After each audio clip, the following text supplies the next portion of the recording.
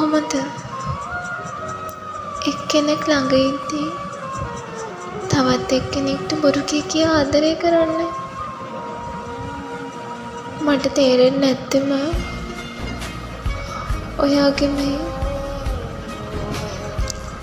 බොරු මවාපෑම. ඇයි එහෙම කරන්නේ? අනේ ළමයා, මං ඔයා වගේම ළමයෙක්. ඉතින් මටත් හිතප්පපුවක් තියෙනවනේ. දන්නේ නැද්ද? දරාගෙන ඉන්න බැරිම තැන තමයි අහසේ තරු වුණත් කඩම් වැටෙන්නේ. ඉතින් මට දරා ගැනීමවත් තියෙනවා දරුවෝ.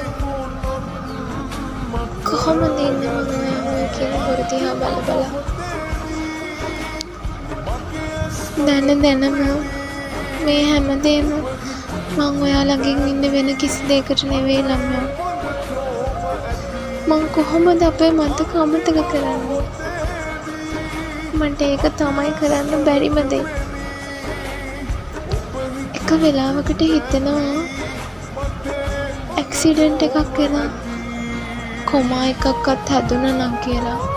ඒ තරමටම දැන් මට මාවම අප්පිරියයි කියලා ඔයාටත් හිතෙනවා ඇති නේද? අහන්නකෝ, අපි අපේ ජීවිතයට ලං කරගන්න ඕන මිනිස්සුන්ව අපි නෙමෙයි තීරණය කරන්නේ. ඒක තීරණය කරන්නේ සබාදාම.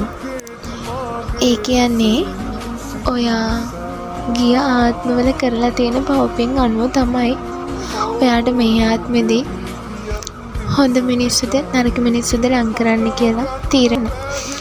ඉතින් තවත් කෙනෙක් හින්දා ඔයාගේ ජීවිතෙන් ඇයි ඔයා පරිගන්නේ?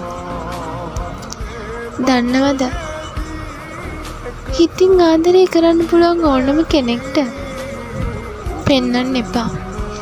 පෙන්නන්න ගියාම ආදරේ වැඩි වුණාම තමයි මිනිස්සුන්ට අපව අගයක් නැති වෙන්නේ.